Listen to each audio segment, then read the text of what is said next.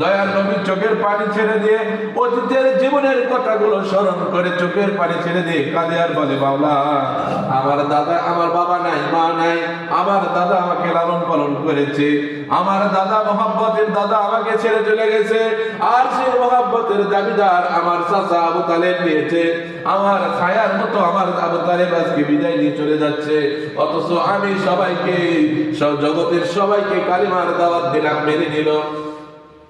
ধনাঢ্য খাদিজা সেও আমার কালিমা মেনে নিল। আবু বকর, ওমর, উসমান তারা আমার কেউই নয়, দূরের লোক, তারপরেও তারা কালিমা মেনে নিল। কিন্তু আমার আপন চাচা আবু তালেব, যে আমার বন্ধুর চাইতে আমার ঢাল হিসাবে আমার পাশে থাকলো, কিন্তু কালিমা পড়াইতে পারলাম না। নসিবে কালিমা নাই, নসিবে কালিমা নাই, যার কারণে কালিমা পড়তে পারলেন না। যার নসিবে যেটা আছে, আল্লাহ রাব্বুল আলামিন কোন ভাবে তাকে সে মর্যাদায় অধিষ্ঠিত করবে।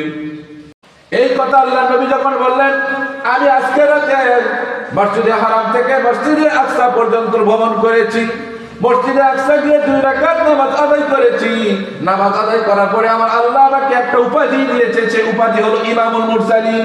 আমি দেখি সকল নবীর ইমাম। সুবহানাল্লাহ বলেন। আল্লাহ পাক আমাকে মসজিদে আকসাতে সকল নবী, যত নবী আসমান শুরু থেকে শেষ পর্যন্ত এসেছে, সকল নবীকে আল্লাহ পাক বাইতুল মুকাদ্দাসে কাতারবন্দি করাইয়া নামাজের জন্য দাঁড়াইয়া আমি মুহাম্মদকে ইমামতি করাইয়া নিয়ে আমাকে ইমামুল মুরসালিন, সকল রাসূলের ইমাম আল্লাহ পাক আমাকে উপাধি দিয়েছে। শুধু তাই নয়, মসজিদে আকসা থেকে মসজিদে হারাম আমি আল্লাহর সাথে আসমান পর্যন্ত বুরাকে ভ্রমণ করেছি, রফরামে ভ্রমণ করেছি, জিবরাইল সহ আমি কিছু দূর গিয়েছি। তারপরে আমি আল্লাহর সঙ্গে সাক্ষাৎ করে এসেছি, আল্লাহর সঙ্গে কথোপকথন হয়েছে। এর মধ্যে আমার 27 বছর কেটে গেছে।